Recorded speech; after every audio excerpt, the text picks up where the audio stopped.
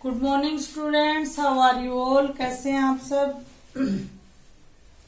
तो फिर से वेलकम है आपका एक बार फिर वॉइस की क्लास में। और आज हम करने जा रहे हैं, जैसा कि कल हमने किया था पास्ट परफेक्ट टेंस, तो आज हम करने जा रहे हैं पास्ट परफेक्ट कॉन्टिन्यूअस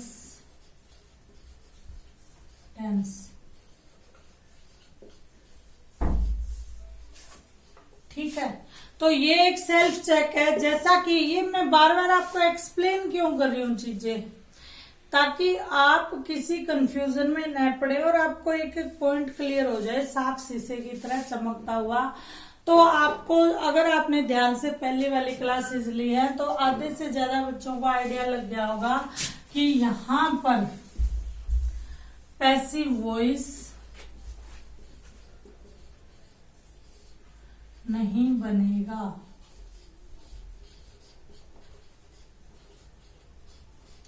और ये बात क्लियर करने में 1 या 2 मिनट का समय लगा है, लेकिन मैंने क्लियर क्यों किया है, क्योंकि जो बच्चे हो सकता है कई बार वो बीच में से क्लास पिक करके देखें, तो हो सकता है कि उनको ये लगे कि अरे इसका एक पार्ट रह गया, पास्ट परफेक्ट कंटिन्यूअस टेंस में पैसिव वॉइस क्यों नहीं बताया गया।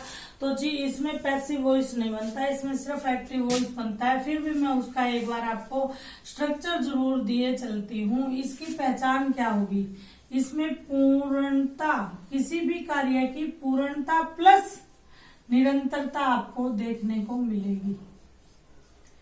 पूर्णता और प्लस निरंतरता यानी कंटिन्यूटी। अब जहां निरंतरता है वहां वर्ब की फोर्थ फॉर्म होगी। आप जब कंसेप्चुअल बातें करेंगे ना, तब आपको चीजें समझ में आएगी। पूर्णता है तो यहाँ पूर्णता का प्रतीक हेल्पिंग जो वर्ब होगी ना, वो यहाँ परफेक्ट की लगेगी। अब देखो आपकी 2 चीजें क्लियर हो गई। अब आपको रटने की जरूरत नहीं, आपको समझने की जरूरत है। यहाँ परफेक्ट बैठा है, ये अपनी हेल्पिंग वर्ब आपको देगा। यहाँ कंटिन्यूअस बैठा है, ये खुद की मेन वर्ब आपको देगा। बस यहाँ पास्ट है तो पास्ट में आपको पता ही चल जाएगा, हेल्पिंग वर्ब परफेक्ट की हेड आ जाएगी। देखो कितनी चीजें, और वर्ब की फोर्थ फॉर्म हो जाएगी। आधी चीजें तो आपकी यहीं क्लियर हो गई। और हेल्पिंग वर्ब इसमें 2 लगेगी, सोच लेना। 2 कंडीशन है तो 2 मतलब बी की भी हेल्पिंग वर्ब यहाँ पे लगेगी पास्ट की। तो मुझे नहीं लगता आज तक इस तरीके से आपको किसी ने टेंस करवाया होगा, तो ये आप ध्यान में रखिएगा। फिर इसको और खोल के स्ट्रक्चर को समझते हैं। इसका स्ट्रक्चर देखते हैं। एक्टिव वॉइस का सब्जेक्ट प्लस हेल्पिंग वर्ब।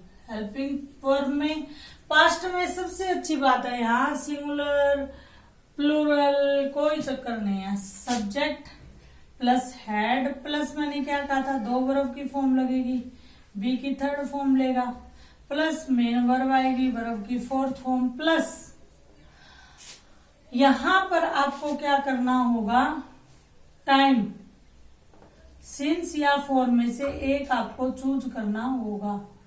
और उसका तरीका आपको मैंने बता ही दिया। आपको पॉइंट स्टार्टिंग एक्शन जब हम स्टार्ट करेंगे तो उसका पॉइंट हमें पता होगा, तो हमारे सामने सिंस आएगा। जैसे हमें ये पता होगा कि फिक्स टाइम क्या है, तो हमारे सामने सिंस आएगा, वरना हमारे सामने फॉर आएगा। और इसके बीच में प्लस में ऑब्जेक्ट आएगा। ठीक है, सिंस फॉर प्लस फिर क्या हो जाएगा, रिलेटेड जो सेंटेंस है वो इसमें हो जाएगा। टाइम की कंडीशन इसमें आप यहाँ टाइम भी लिख सकते हैं। ठीक है, ये आपका स्ट्रक्चर रहेगा। तो मुझे पूरी उम्मीद है कि आपको वाक्य समझ में आ गया होगा। एक सेंटेंस और करवा देती हूँ मैं। वह 2 घंटे से पढ़ा रहा था। ठीक है, पैसिव वॉइस, पैसिव बनेगा ही नहीं, इसका हम ये एक्टिव वॉइस इंग्लिश में बनाते हैं। ठीक है, वह ही हमें पता है परफेक्ट अपनी वर्ब हेल्पिंग वर्ब दे रहा है हैड, उसके बाद दूसरी हेल्पिंग वर्ब दे रहे हैं बीन, ही हैड बीन। अब कंटिन्यूअस वर्ब की फोर्थ फॉर्म दे रहा है, पढ़ाना मेन वर्ब है, teaching, he had been teaching. अब 2 घंटे से पढ़ा रहा है, लेकिन 2 घंटे फिक्स टाइम कौन सा पता है आपको? मॉर्निंग 2 घंटे से, नून 2 घंटे से, शाम 2 घंटे से। कोई आपको आइडिया नहीं है तो यहाँ पे क्या लग जाएगा? 4। He had been teaching for कितने घंटे से? Time 2 hours. ठीक है। और अगर इसमें ऑब्जेक्ट होता वह हमें 2 घंटे से पढ़ा रहा है, he had been teaching us for 2 hours. ठीक है, तो उम्मीद करती हूँ कि आपको अच्छी तरह समझ में आ गया होगा। और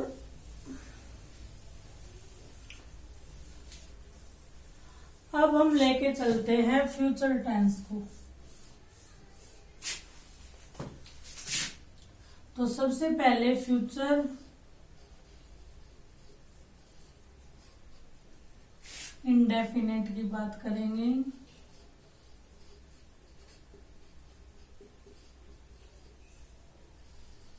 फ्यूचर इंडेफिनेट टेंस। ठीक है जी। तो फ्यूचर इंडेफिनेट टेंस की बात हम जब करेंगे तो सबसे पहले हमें पता होना चाहिए इसकी पहचान। फ्यूचर इंडेफिनेट टेंस की पहचान क्या है? तो फ्यूचर इंडेफिनेट टेंस की पहचान है कि यह वाक्य हमें भविष्य के बारे में बात करेगा। इस वाक्य के अंत में गा गे गी आएगा। ठीक है। अब पास्ट में क्या था? आ ए ई आएगा। इस बात का आप ध्यान रखना। पढ़ा और वह पढ़ेगा, यानी आ तो वह पढ़ा, पास्ट चला जाएगा, लास्ट में आ निकलता है। पढ़ेगा यानी गा, यानी भविष्य की बात हो रही है। ठीक है। तो जिस वाक्य के अंत में गा गेगी आएगा वो हमें क्या कहेगा? ऐसा साधारण वाक्य जो अपने अंत में क्रिया के साथ गा गेगी लगाता है वो क्या होगा? फ्यूचर इंडेफिनेट टेंस होगा। जैसे हम सिंपली इसका एक वाक्य देखते हैं कि मैं एक लेटर लिखूंगी। ठीक है, मैं एक पत्र लिखूंगी।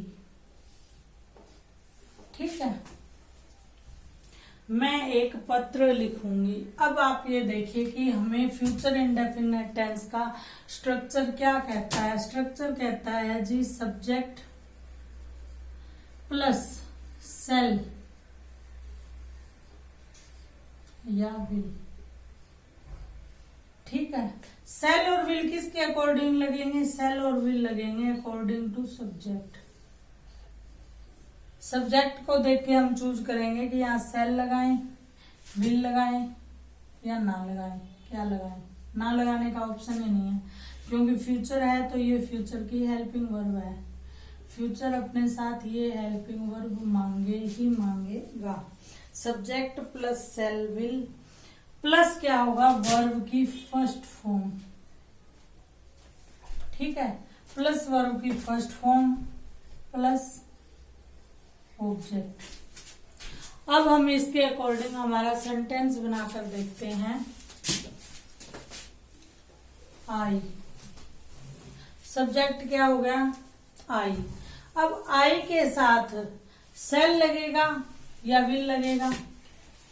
तो आई और वी के साथ क्या लगेगा? सेल लगेगा। बाकी सबके साथ क्या लगेगा? विल लगेगा। आई और वी के साथ तो आई सेल।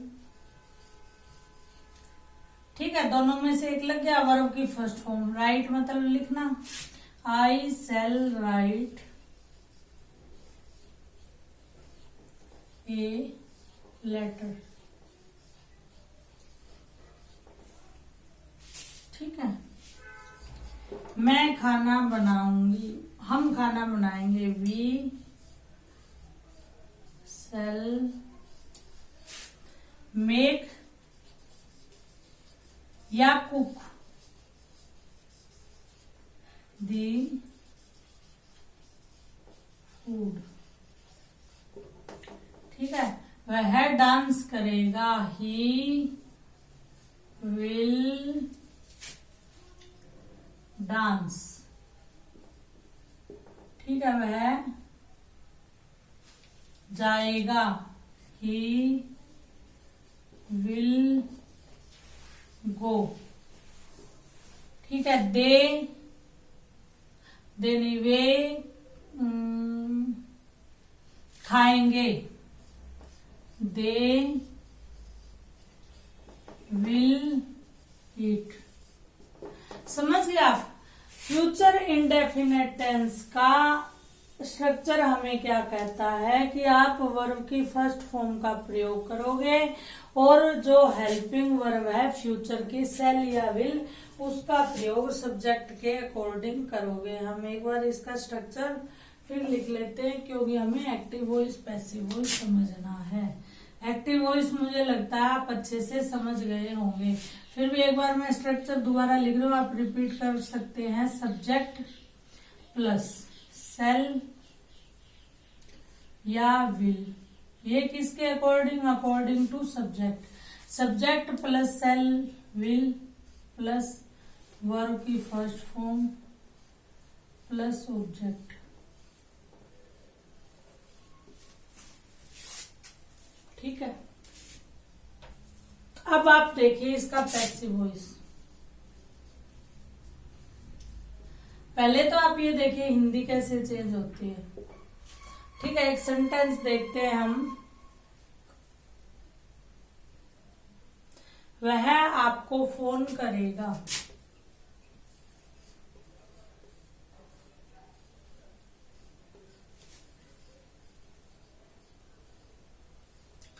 वह आपको फोन करेगा। ठीक है, अब इसका पैसिव वॉइस कैसे बनेगा? उसके द्वारा आपको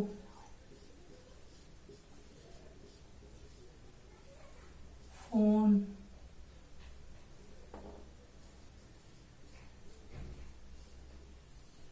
किया जाएगा। उसके द्वारा आपको फोन किया जाएगा। अब पहला सेंटेंस बनाते हैं स्ट्रक्चर के अकॉर्डिंग, वह ही। अब ही के साथ मैंने आपको बताया क्या लगेगा? विल लगेगा। आई और वी के साथ लगेगा सेल, बाकी सबके साथ लगेगा विल। He will,